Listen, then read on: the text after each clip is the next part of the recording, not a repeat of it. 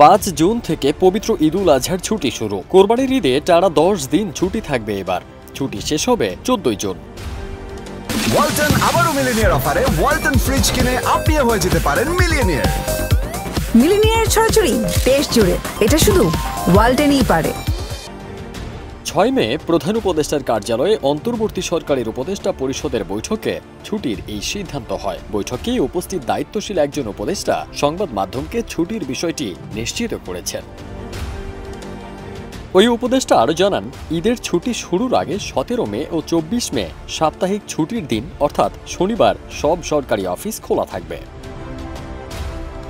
এর আগে নিজের ভেরিফাইড ফেসবুক পেজে টানা 10 দিনের ছুটি ঘোষণার কথা জানান প্রধান উপদেষ্টার প্রেস সচিব শফিকুল আলম।